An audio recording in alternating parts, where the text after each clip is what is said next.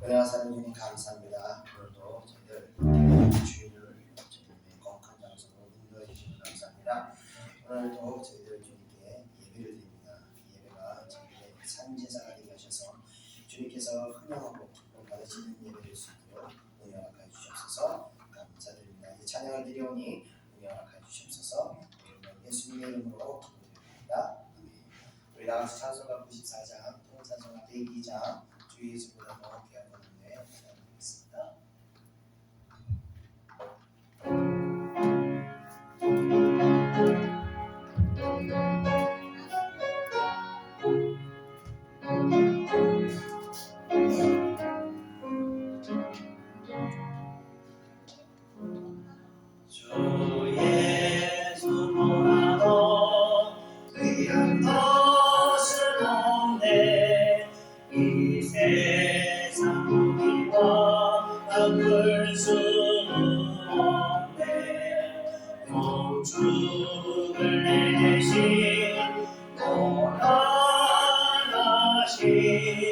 그 놀라운 사랑 잊지 못해 세상 들고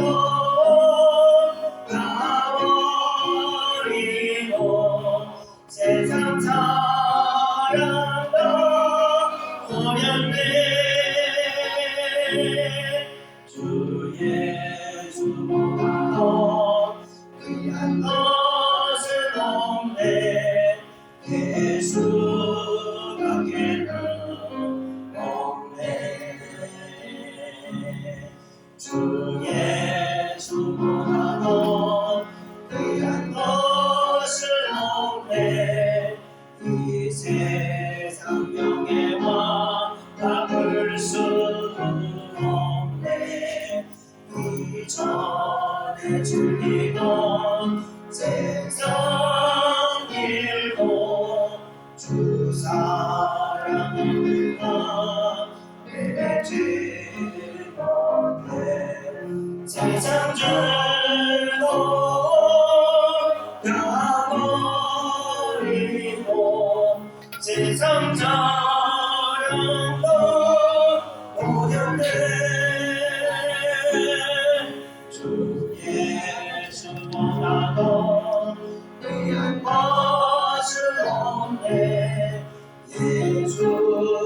예수밖에는 없네. 주 예수보다 더 귀한 것은 없네. 이 세상 행복과 바꿀 수 없네. 무엇과 기뻐하기 놀려와도 주 섬기는 내가 영원치 않은 세상 들도 가버리고 세상 자랑도 버렸네. 주 예수보다 더 귀한 것은 없네. 예수밖에는 없네. 아멘.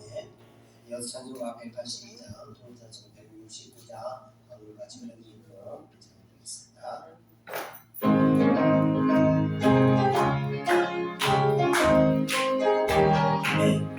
강물같이 흐르는 깊은 성중강이라 충분한 영원으로 주의 온전하겠네. 주님 주시는 참된 평화가 내 맘속에 지네. 주의 말씀에 멋에 평안도 잠잠하게 되도다. 나의 계명 소식에게는 성령이 하시니라.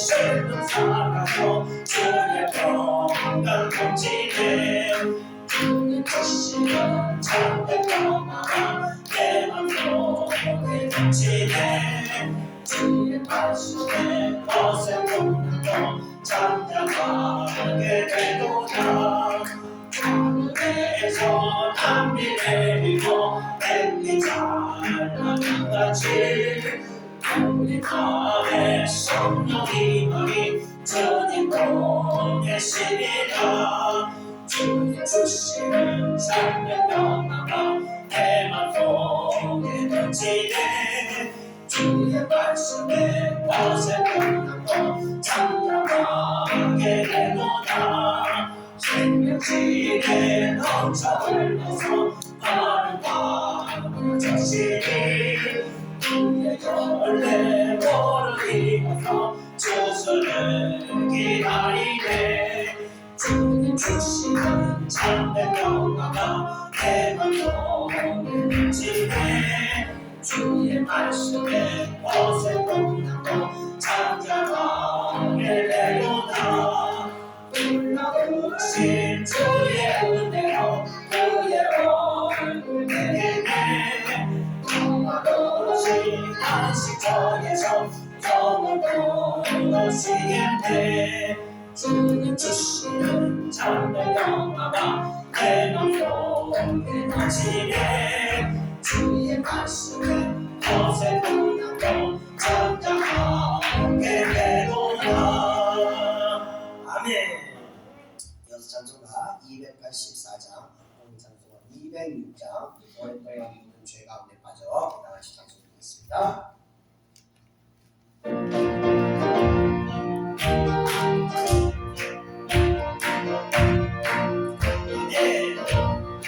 오랫동안 묻은 죄 가운데 빠져 더럽기가 말다 없던 우리들 아무것도 없이 구원하느라도 하나님의 자녀 지금 되었네 주의 그 사랑 한량없도다 찬송하지로다 예수의 몸으로 주의 그 사랑 한량없도다 찬송하지로다 예수의 몸으로 주의 보혈로서 정결하게 씻어 죄악에서 떠나 몸이 부르고 세상 근심으로 답은 없어지니 하나님의 빛이 영원롭도다 주의 그 사랑 한량없도다 찬송하지로다 예수의 몸으로 주의 그 사랑 한량없도다 찬송하지어라 예수의 몸으로 주의 기쁨 그 세상의 복을 벗어내어 나가 나의 주님으로 은혜 받은 날과 구원 얻을 때가 지금은 세상에 선포되었네 주의 그 사랑 한량없도다 찬송하지어라 예수의 몸으로 주의 그 사랑 한량없도다 찬송하지어라 예수의 몸으로 주의 그 사랑 한량없도다 찬송하지어라 예수의 몸으로 주의 그 사랑 한량없도다 찬송하지어라 예수의 몸으로 아멘. 이어서 찬송가 285장, 동찬송가 209장, 주의 말씀 받은 그날 찬양드리겠습니다.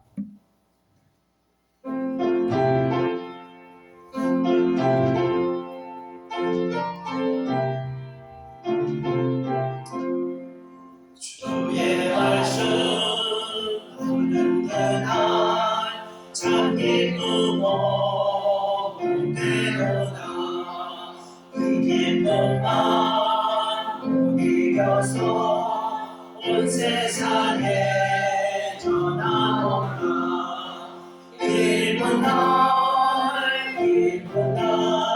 주 나의 죄 다시 순날 늘 깨어서 기도하고 늘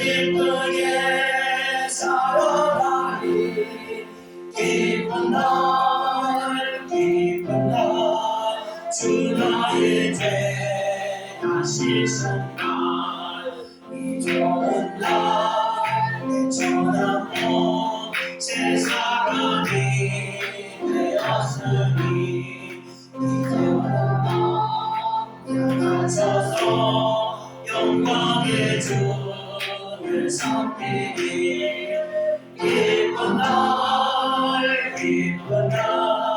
주 나의 죄 다시 순간 늘 깨어서 기도하고 늘 기쁘게 살아가리 기쁜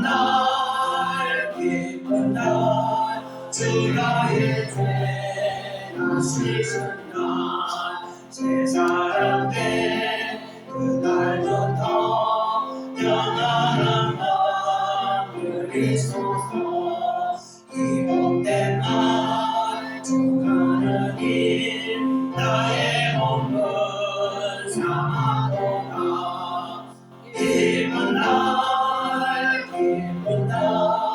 주 나의 죄 다시 순간 늘 깨어서 기도하고 늘 기쁘게 살아가리 기쁜 날 주 나의 죄 다시 순간 네. 우리 끝으로 찬송가 287장, 찬송가 205장 예수 앞에 나오는 찬양 드리면서 우리 예배 가운데 우리가 다시 또 하나님의 은혜 가운데 들어갈 수 있도록 이 예배를 통해서 우리가 또 세상의 모든 거론과 생각들이 다시 예배를 통해서 우리가 정결한 마음 가질 수 있도록 통성으로 기도하겠습니다. 다 같이 찬송가 287장입니다.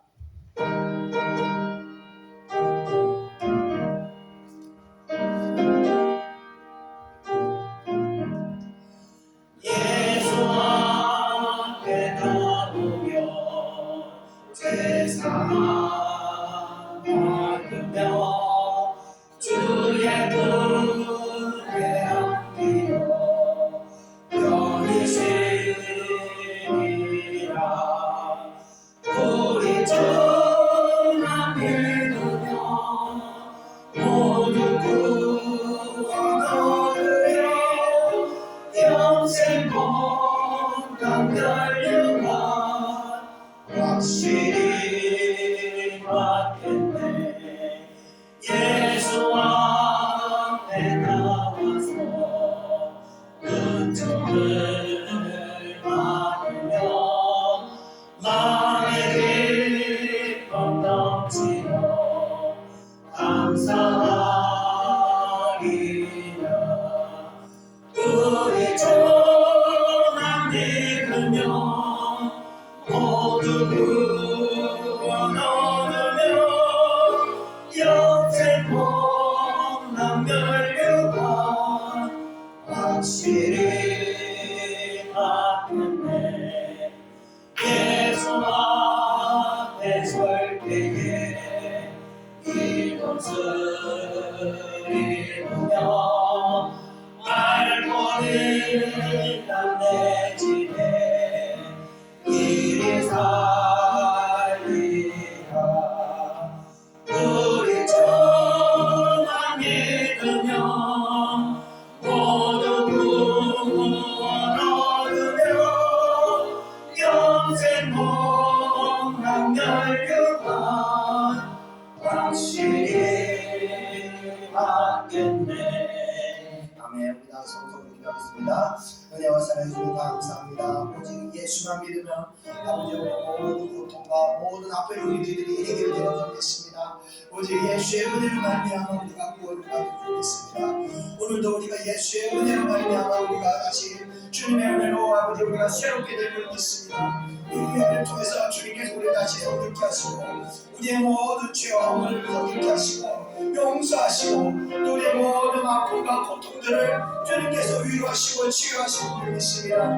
이 예배가 하나님께서 주님께서 기뻐 받으신 예배고 이 예배를 통해서 성령님께서 우리를 만나주시는 아버지와 삶의 예배가 삶의 제사가 되는 우리가 믿습니다. 그 믿음으로 우리가 다시 예배를 드려오니 성령께서 이 예배 가운데서 주관하시고 아버지의 모든 심령을 주님께서 회복시켜 주시옵소서. 주님께서 이 교회에 주시는 사명과 같이 아버지 우리가 예배를 통해서 날마다 한 걸음 한 걸음 고백의 회복의 은혜를 맛보며 나아갑니다. 이 교회를 통해서 우리 하나님 한도 한 사람 한 사람 회복하게 해주시고 오직 하나님의 주시는 기쁨과 감사를 드리며 아버지의 이 땅을 살아갈 수 있는 그러한 복을 누릴 수 있도록 역사하여 주시옵소서. 이 예배 가운데 아버지 우리가 다시 세워진 줄 믿습니다. 이 예배를 통해서만 우리가 다시 주님의 은혜로 말미암아 복받는 줄 믿습니다. 주의 사랑하는 백성들의 예배를 통해서 아버지 복을 받을 수 있도록 은혜하여 주시옵소서. 감사드리며 모든 것 예수님의 이름으로 기도드리옵나이다. 아멘.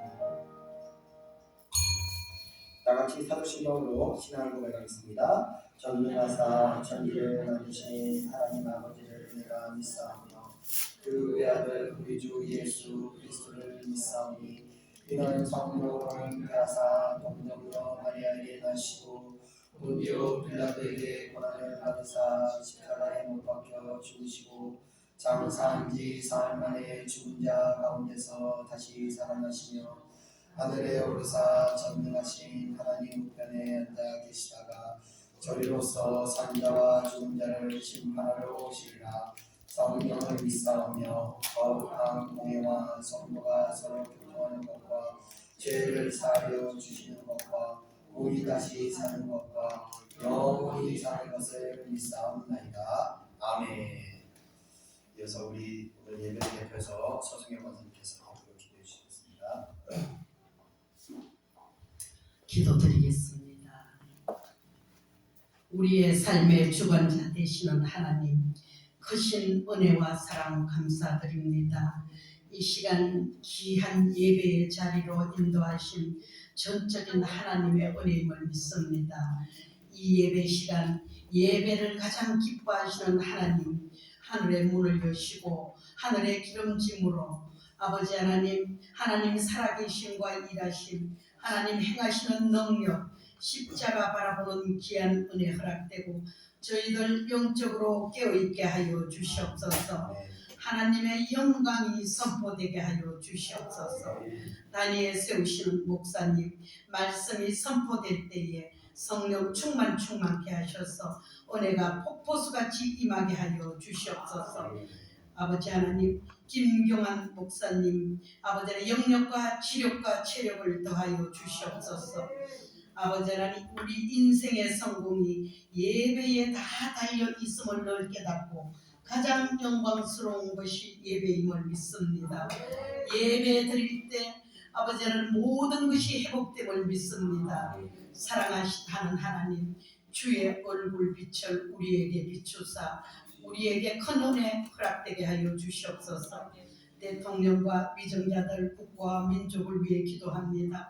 코로나 위기와 물가 폭등 너무나 어려운 현실 속에서 두 손 모아 기도합니다. 아버지, 그 교회를 위해 기도합니다. 역사 위기 때마다 건져주신 하나님, 대한민국 건져주시옵소서. 예찬교회 능력의 오른팔로 붙들어 주시고 우리 예찬교회 믿음의 식구들 일일이 아버지 하나님 기도 응답되기를 원합니다.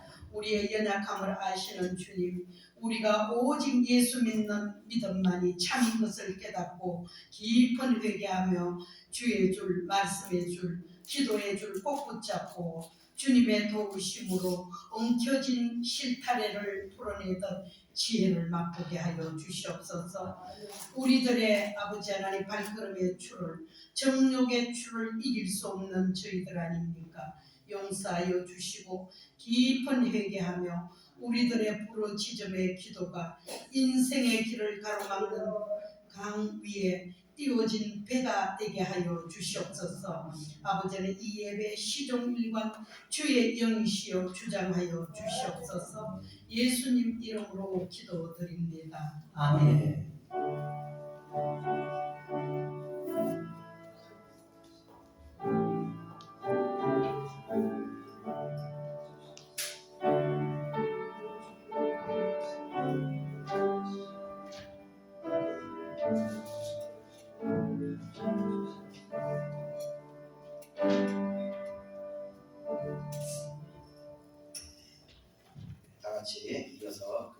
하나님 말씀 보겠습니다. 마태복음 하나님 말씀 18장 5절에서 10절입니다. 시약성경 29페이지에 있습니다. 시약성경 29페이지 마태복음 18장 5절에서 10절까지 시약성경 29페이지에 있습니다. 시약성경 29페이지 마태복음 18장 5절에서 10절까지 천신 읽고 우리가 같이 한 목소리 읽겠습니다. 5절 시작. 또 누구든지 내 이름으로 이런 어린아이의 학교를 영접하면 곧 나를 영접하리니 누구든지 나를 믿는 작은 자녀 하나를 실족하게 하면 차라리 연재하는 그 목에 달려서 기쁜 바다에 빠뜨려지는 것이 나으리라. 실족하게 하는 일들이 있음으로 말미암아 세상에 화가 있도다. 실족하게 하는 일이 없을 수는 없으나 실족하게 하는 그 사람에게는 화가 있도다. 만일 내 손이나 내 발이 너를 범죄하게 하거든 키워내버리라. 자기나 다리 적은 자로 영생에 들어가는 것이 두 손과 두 발을 가지고 영원한 괴생을 던져주는 것보다 나으니라. 만일 내 눈이 너를 범죄하게 하거든 떼어버리라. 한 눈으로 영생에 들어가는 것이 두 눈을 가지고 지옥불에 던져지는 것보다 나으니라. 삼가 이 작은 자 중에 하나도 없이 여기지 말라. 너희에게 말하노니 그들의 천사들이 하늘에서 하늘에 계신 내 아버지의 얼굴을 항상 배우느니라. 아멘. 네, 오늘은 마태복음 18장 두 번째 시간입니다. 이 사람은요, 아는 만큼 지혜가 더해지는 것이며 또 사람이 그 안목이 있는 사람은 또 그만큼 분별력도 잘 가지고 있는 것입니다. 그러니까 세상도 이런데 영적인 면에서도 마찬가지 같습니다. 성경을 아는 만큼 하나님에 대한 지식이 지혜가 더해지는 것이며 또 영적인 안목이 있는 만큼 분별력을 가지고 이것을 내가 취해야 할지 아니면 버려야 할지 구분할 수 있게 되는 것입니다. 제가 방언기도를 많이 강조하고 영적인 지식을 전하는 데 있어서도 규정이 없는 것도 먼저 제가 제 자신이 목회의 해가 이렇게 거듭될수록 어떤 영적인 실체들에 대해서 점점 더 명확하게 분별이 되어가고 있기 때문입니다. 그래서 아마 초창기부터 저를 보신 분은 아마 아실 거예요. 점점 어떤 분별하는 그 눈들이 제가 점점 확장되고 있는 것을 아마 느끼실 겁니다. 그러면서 점점점 분별되니까 점점 더 믿어지게 되는 것입니다. 제가 영적 분별이 얼마나 중요한가 하면요, 주님께서 마태복음 15장에서 이런 말씀을 하셨어요. 15장 14절 보면요, 그들이 맹인이 되어 맹인을 인도하는 자로다. 만일 맹인이 맹인을 인도하면 둘이 다 구덩이에 빠진다 라고 말씀을 하셨습니다. 자, 여러분 목회자로서의 두려운 것은요, 바로 둘이 다 구덩이에 빠진다는 것입니다. 그러니까 인도자는 맹인이 그냥 가만히 있으면 저도 구덩이에 빠지지는 않는데 인도자랍시고 잘 알지도 못하면서 다른 맹인을 인도하다가 둘이 공경에 처하게 된다. 그래서 이 목회자는 누구보다도 먼저 사실 영적인 눈이 떠져 있어야 합니다. 그래서 우선 내 자신이 먼저 살고 내가 먼저 살아야 됩니다. 그리고 다른 사람을 살리게 되는 거죠. 안타깝게도 현대 시대에는요, 기도의 능력을 상실한 시대가 되었습니다. 그러다 보니까 맹인이 된 사람들이 맹인을 인도하는 실정이 되어버리는 것입니다. 그래서 목회자들조차도 사실 하나님 뜻이 뭔지 잘 분별하지 못하고 세상적인 가치관과 어떤 세상적인 기류에 따라서 흘러가고 그 상태가 되니까 교회의 메시지도 점점 영적인 생명을 주는 그런 메시지가 아니라 도덕적인 설교, 어떤 감성적인 설교, 재미있는 설교, 이렇게 사람의 기분을 맞추는 메시지로 변화가 되는 것입니다. 그런데 안타깝게 그런 설교는요, 영원히 세워지지 않습니다. 영적인 죽음에서 그런 설교는요, 영적인 죽음에서 생명으로 옮겨주지를 못한다는 겁니다. 하나님은요, 성경에 보면요, 하나님이 말씀하실 때는요, 하나님은요, 인간의 기분을요, 인간의 기분이나 감정 같은 걸 눈치 보지도 않고 그냥 하고 싶은 말 하십니다. 그냥 거칠듯이 자기 뜻을 전하시는 분이 바로 하나님. 그래서 제가 설교를 준비할 때도 잘 기억하지 않습니다. 그냥 본문에서 저의 영적인 수준에 안목에 볼 수 있는 만큼 보고 해석하고 먼저 제가 회개하고 여러분들과 함께 회개하자는 성과를 겁니다. 그래서 그랬는지 아직까지 저는 사역하면서 누구를 구덩이에 빠뜨리거나 제가 같이 빠지지는 않았던 것 같습니다. 제 주변에 있는 신앙에 선배되는 분들께서 저의 목회 방향에 대해서 또 이런저런 조언을 하시기도 하는데 사실 하나님께서 저에게 요구하시는 방향은요 일반적인 방향과 완전히 전혀 다른 그런 방향으로 계속 이렇게 저를 인도하십니다. 그래서 다른 사람들은 다 그리로 가는데 저를 인도하시는 성령께서는 그 길이 아니라고 말씀을 하십니다. 저는 그런 성령님의 인도하심을 또 거역할 수가 없습니다. 지난번 제가 기도 제목을 드렸듯이 이 교단을 이제 백석총회로 옮기는 문제에 있어서도 어제 그 총회에 계신 어떤 목사님께서 전화 오셨는데 백석총회 이제 높으신 목사님께서 저를 그냥 아무 조건도 없이 우리 교회로 특별한 케이스라고 하면서 그냥 원래 이 교단 옮기는 그 교단에 있는 신학교를 다니거나 와서 또 교육을 받아야 되는데 그런 거 다 생략하고 특별 케이스로 그 총회로 가입시켜 주겠다고 말씀도 하시고 또 그 대학원 2년만 다니면 대학원 교수도 시켜주겠다고 자기가 도와주시겠다고 말씀을 하시더라고요. 얼마나 속이 탑니까? 누가 들어도 이걸 하나님 뜻이다. 뒤도 안 들어오고 갈 수 있는 그런 길인데 기도하는데 하나님이 아니라는 거예요. 거기 아니다. 이곳에 있는 교회가 있는데 거기다 하면서 교단도 아닙니다. 교회 모임이죠. 그곳 하나님의 뜻이 있는 것을 보게 하셨습니다. 그래서 제가 그 문제를 좀 이렇게 기도해봐야 되는데 또 웬만하면 요즘은요 웬만한 그 큰 교회 담임 목사를 하려면 다 박사를 받아야 됩니다. 그래서 저도 공부를 해서 남들 한국이 해야 되지 않겠나 생각이 들어서 올해 초에 아시아 신학대학교에 석박사 통합과정에서 지원을 했습니다. 그런데 갑자기 담당 교수님이 2년 후에 자기 휴직한다고 졸업을 못 시켜준다고 지원한 걸 취소하는 거예요. 우리 사무엘의 증인입니다. 하나님께서 남들 다 하는 거 이거 막으시더라고요. 남들 다 하는 거 못하게 막으시는 분이 하나님의 특별한 의지가 있으신 것 같습니다.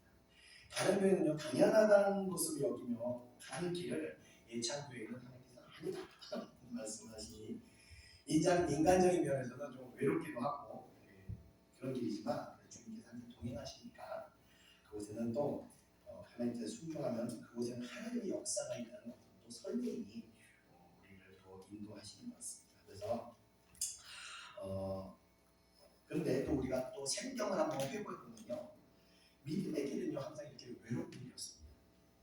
또 좁은 길이었고 남들이 가지 않는 그 광야같이 거친 길이었다는 점을 볼 때 이런 이 하나님의 인도하심도 그와 같은 선상에 있다는 그런 믿음이 생겼습니다. 제가 이런 심장이 회복되는 사건을 통해서 다시 한번 깨달은 것은 하나님의 뜻은 우리에게 길이며 또 진리 가장 중요한 것은 생명이 된다는 것입니다. 여러분께서 부디 이 교회에서 은혜 받으시면서 신앙생활 하시는 가운데 여러분을 향한 하나님의 뜻이 무엇인지를 분별하시고 분별하는 것으로 끝나서 안 돼요. 거기에 순종하시기를 주님의 이름으로 축원드립니다. 순종만이 여러분의 영과 육신이 생명을 얻고 복을 받는 길이라는 것을 기억하시기를 소망합니다. 그래서 모두 이 세상에서는 우리가 교회에서는요 세상에서 맛볼 수 없는 그런 크나큰 하나님의 축복을 우리가 이곳에서 맛볼 수 있게 되는 것입니다. 여러분들 그런 은혜를 맛보시기를 주님의 이름으로 축원드립니다. 자 오늘은요 지난주 어린아이를 제자들 앞에 세워놓고 가르침을 주셨던 그 이야기에 이어서 말씀을 전하겠습니다. 자 그럼 우리 다 같이 본문으로 한번 들어가겠습니다. 다 같이 5절 한번 읽어보겠습니다. 시작. 누구든지 내 이름으로 이런 어린아이 하나를 영접하면 곧 나를 영접하니. 아멘. 자 지난주 주님께서는요 어린아이와 같이 자신을 낮추는 사람이 큰 자라고 말씀을 하시고 이어서 어린아이 하나를 영접하는 것이 주님을 영접하는 것이라고 말씀을 하십니다. 자 여기서 주님께서 말씀하신 어린아이란 실제로 어린아이를 말할 수도 있고 또 어린아이와 같이 신령이 연약하거나 신분이 낮은 사람을 말하는 것일 수 있습니다. 그런데 이 두 가지 의미는요 사실 동일한 것입니다. 왜냐하면요, 당시 어린아이들이라는 존재는요, 우리가 생각하는 그런 어린아이들과는 많은 차이가 있기 때문에 현대사회 이 선진국에서나 사실 어린아이들이 인격적인 대접을 받지, 가난한 나라에 가면요, 어린아이들은 전과 같이 그 어떤 그 개념이 우리가 생각하는 것과 완전히 다르다는 거예요. 사진 하나 준비했는데 사진 하나 보면요, 이 사진은 뭐냐면요, 얼마 전 탈레반이 다시 집권하게 된 아프가니스탄에서 55살 된 어린에게 신분 팔입하는 9살 된 어린 여자의 사진입니다. 가난 집 남자아이들은요, 또 노예로 팔려가거든요. 그래서 이게 현실에 일어나고 있는 일입니다. 과거 얘기가 아니에요. 그런데 하물며 과거는 어떻겠습니까? 다음 6절을 좀 보여주세요. 어린아이들은요, 힘이 없어서요, 부모가 팔아버리면 팔려가는 거고요. 저항할 수가 없이 팔려가고, 또 때리면요, 저항할 수 없이 맞아야 될 수밖에 없는 그런 연약하고 힘이 없는 그런 존재라는 겁니다. 그런 면에서 볼 때 어린아이나 심령이 연약한 또 신분이 낮은 사람들은 억울한 일을 당해도 힘이 없어서 저항을 하지 못하는 동일한 면을 가지고 있다. 자, 그런데 주님께서는요, 말씀하시기를 주님의 이름으로 이런 연약한 아이를 잘 영접하는 것은 곧 자신을 영접하는 것이라고 말씀을 하셨습니다. 자, 이 문구는요, 두 가지로 우리가 생각해 볼 수 있는 문제입니다. 첫 번째는요, 주님께서 우리에게 주님을 섬기는 복을 주시기 위해서 이런 어린 자들을 보내셔서 그들을 섬기게 하시고, 그리고 그들을 섬기게 하시면서 축복하신다는 의미를 가지고 있습니다. 사람들은요, 일반적으로 유명한 사람, 높은 사람 영접하기를 기뻐합니다. 그 유명인하고 사진하기다 찍기 때문에 막 프로필 사진 올리고 그러지 않습니까? 그래서 뭐 국회의나 유명인들은요, 너무 바쁩니다. 사방에서 뭐라 그러는데 항상 정신없이 불려다니고 바쁩니다.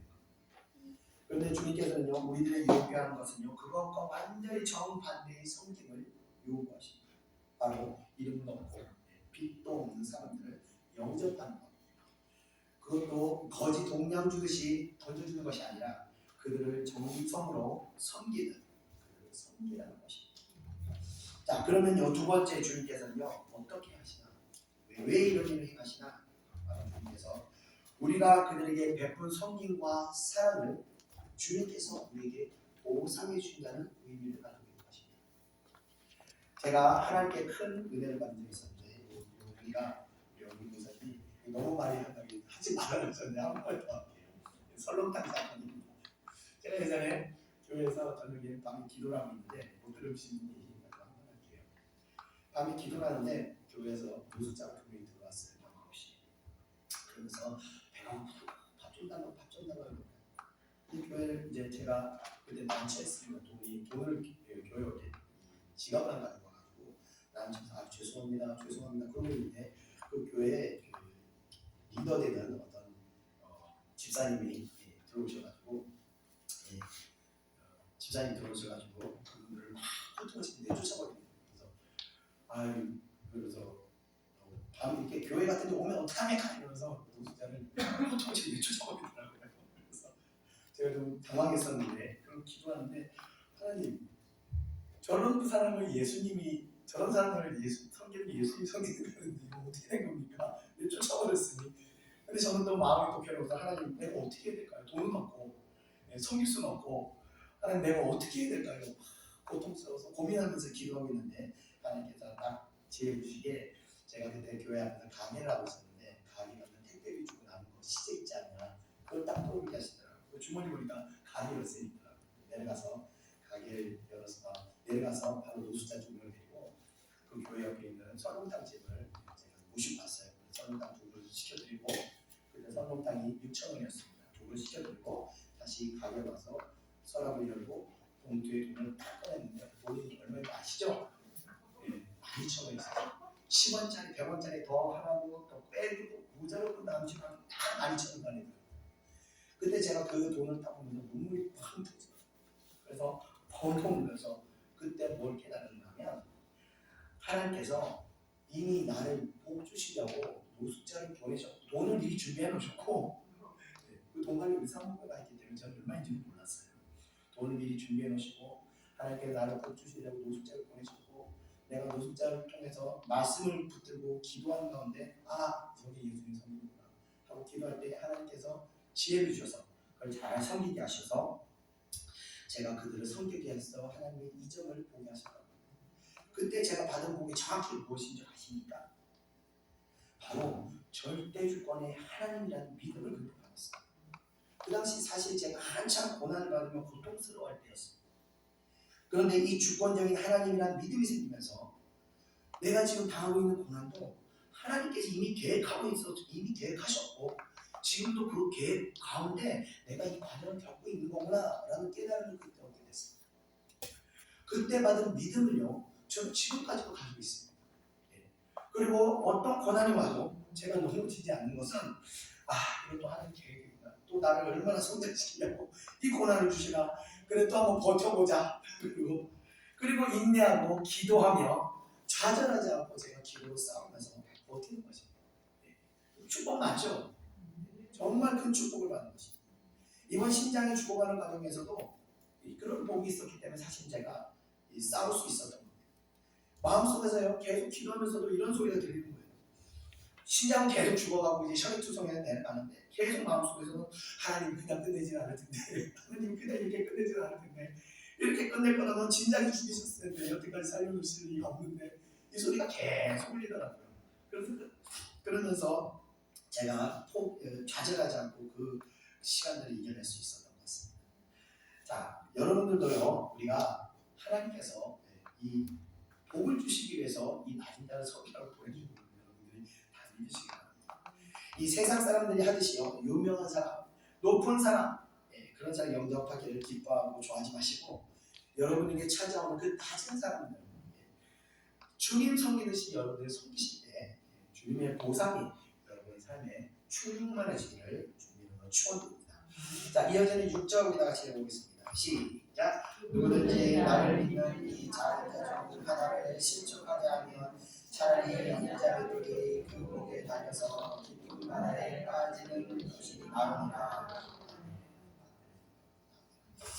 자, 6절은요 5절의 내용과는 상이한 내용을 말씀을 하십니다. 자, 실족해 하는 내용입니다. 자, 주님을 믿는 자들을 실족해 한다는 것은 성도로 하여금 믿음에서 떨어져 버리게 하는 행위라고 볼 수 있는 것입니다. 자, 그런데 실족하게 하는 일이 얼마나 중요한 범죄였으면 실족하게 하는 일을 범하는 것보다 차라리 연자맷돌 그 목에 달려서 바다에 빠뜨려지는 것이 더 낫다라고 말씀을 하시는 겁니다. 연자맷돌은요, 다시 한번 사진 보시는 분들이 있어서 사진 보시면 저 위에 통보를 보죠.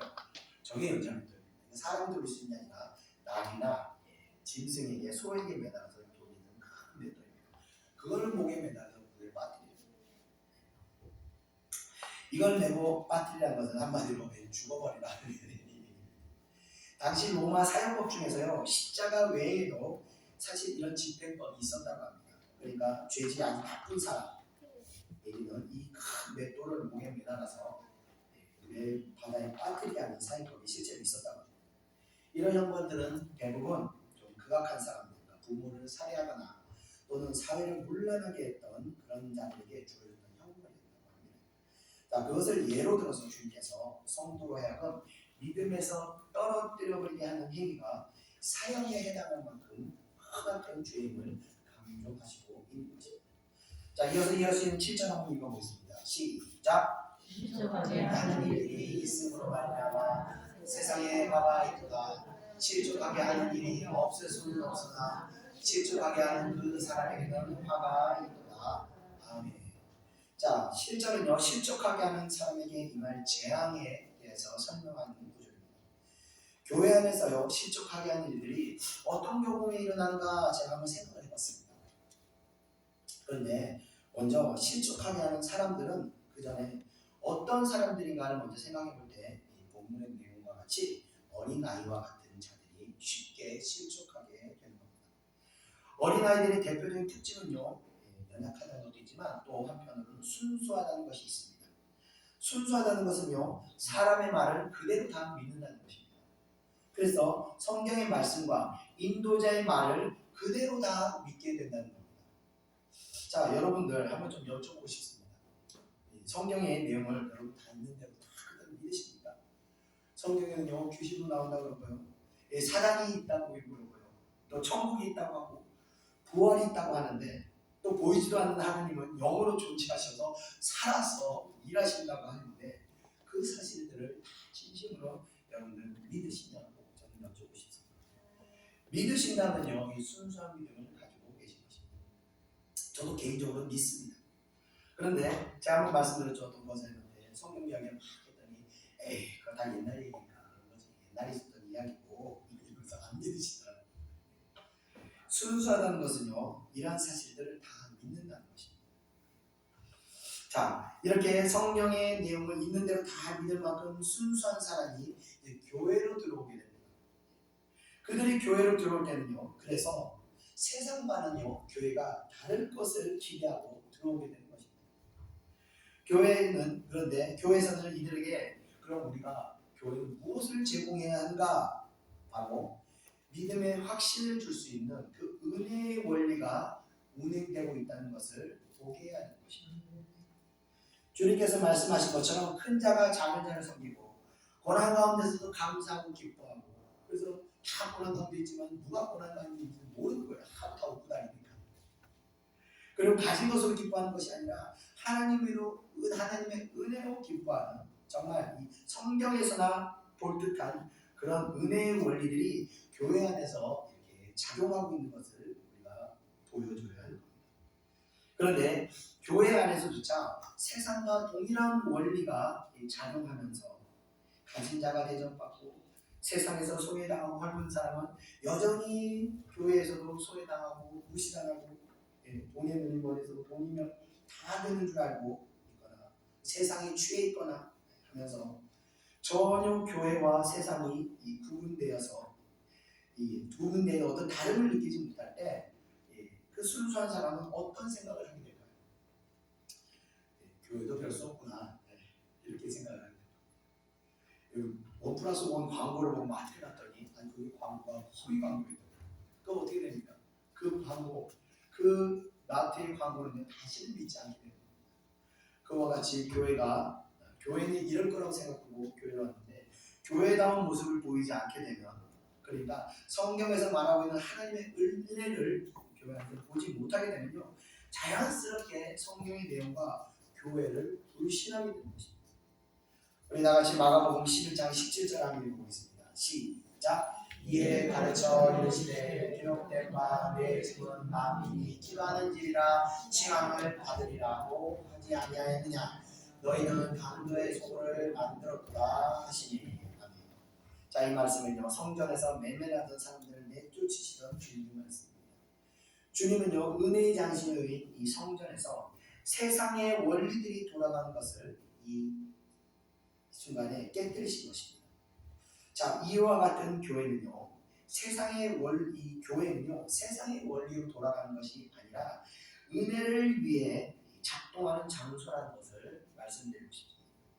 그래서 항상 교회에서는요 기도하면서 그 기도를 통해 성도가 하나님의 은혜를 회복하며 세상에서 쓰러지고 박살받고 고난받는 것이 교회에 와서 은혜 받고 회복해서 다시 세상을 나가는, 그러니까 죽어있는 영혼이 다시 살아나는 그런 기능을 하는 것이 교회라는 것입니다. 물론 저희 교회는 특수한 상황에서 저희가 이 교회에서 거주하는 문제에서 아무 때나 기도하는 것이지 못하지만, 사실 교회는요 기도하는 것을 가장 큰 목적으로 세워지는 것입니다. 그래서 교회를 세상적인 목적으로 사용해서는 안 되는 것입니다. 다르게 얘기해서 세상적인 흐름이요 교회 안으로 들어온 것을 허락해서는 안 되는 것입니다. 자, 이러한 세상 방식과 가치관을 해서 움직이는 교회 안에서는요 실족하는 일들이 일어날 수밖에 없는 것입니다. 7절에 주님께서 말씀하시기를 이런 일들이 없을 수 없다라고 말씀하셨습니다. 실제로 교회에서요 비일비재하게 일어나고 있는 것입니다. 예전에 제가 어떤 큰 교회 앞을 지나가고 있는데 한 자매가 교회 앞에서 막 큰 소리를 지르는 것이 있습니다. 그래서 제가 가는 길에 지나가다가 무슨 일인가 이러고 봤더니 한 자매가 교회 앞에서 봉고치 앞에서 막 한 남편으로 되고 있는 남자는 이 자매를 이 사람이 미쳤어 그래 미쳤어 이러면서 막 강제로 차에 태우고 있더라.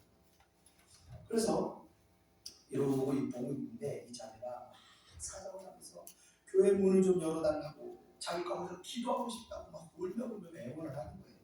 남편은 신앙이 없는 것 같았습니다. 그걸 보다 못한 그 교회 사찰 집사님께서 교회 문을 열어주고 자매는 막 교회는 학교를 들어갔다. 그 절대 주권을 믿는 저는요 그 앞에서 왜 하나님께서 대학에서 이런 일을 행하게 하셨을까? 그러면서 잠시 기도를 했습니다. 하나님 뜻이 무엇입니까? 그랬더니 하나님께서 감동 주기를 따라 들어가 이렇게 기도해줘라는 감동을 받아서 따라 들어갔습니다. 오지랖이 좀 넓습니다 제가. 그래서 그랬더니 그 자매가 강대상 앞에서 막 울면서 막 떼굴떼굴 부르면서 막 회개를 하고 기도를 하는데 오늘 말씀과 같이 이 자매가 어린 나이에 이 교회에서 실족을 하여 10여 년 만에 그녀가 실족했던 그 교회로 다시 찾아온 것이었습니다. 그녀 이야기로는요, 그녀가 중3 때 부모님이 이혼하셔서 아버지는 연락이 안 되고 어머니는 얼마 후에 치료를 받아서 구속이 되셨다고 합니다. 그 아이가 중3 때 그 일이고 고등학교 3년을요 혼자서 학교를 다니면서 살았던 것입니다. 그런데 고3을 졸업하자 이제 청년부나 교회 안에 대학으로 가야 했는데 이 안에 대학을 못 갔던 것 같습니다. 그런데 주일학교 선생님이 너는 대학교 갈 거니 아니면 청년부 갈 거니 자꾸 제가 묻게 되었을 때 그때 이 심령이 약한 자매의 생각에 사단이 어떤 생각을 전했냐면 교회도 세상과는 똑같고 대학 간 사람, 대학 못 간 사람 차별하는구나. 이 생각이 그 마음 안에 들어오게 되면서 그 뒤로 교회를 떠났다. 그리고 방황하다가 10여 년 만에 완전히 심령이 망가진 상태로 다시 그 은혜 받았던 교회로 찾아오게 되었던 것입니다. 그녀가 그 3년간 혼자 교회를 학교를 다닐 수 있던 것은 유일하게 그녀에게 위안이 됐던 것이 바로 교회였던 것입니다. 이런 부분들 대학을 못 간 아이들 입장에서는 좀 할 수 있겠죠. 대학 청년이 가는다는 것이 이것뿐이 아닙니다. 이것뿐만이 아니라 어떤 교회는요 큰 아파트 단지에 있는 구역은 따로 구역을 만들어서 그들 구역을 따로 정해주기도 하고 또 어떤 것들은 또 구분시키고 체계화시키고 조직화시키고 교회 안에 이런 것들을 구분하고 이렇게 관리하고 있기도 합니다. 그래서 학생들 같은 경우는 뭐 입시반 아니면 또 취업반 이런 거를 따로 구분해서 기도회를 따로 갖기도 하고 그렇게 하는 일을 하는데 이렇게 교분시키고 체계화하고 조직시키는 것들이 어떤 능률적인 면에서는요 효과적일 수가 있지만 이런 체계화들은요 이런 체계화들을 교회에 접목시키면요 반드시 다치는 사람들이 발생할 수 있다는 것입니다. 교회는요 세상적인 어떤 체계들을요 그런 걸로 운행하는 것이 아니라는 겁니다.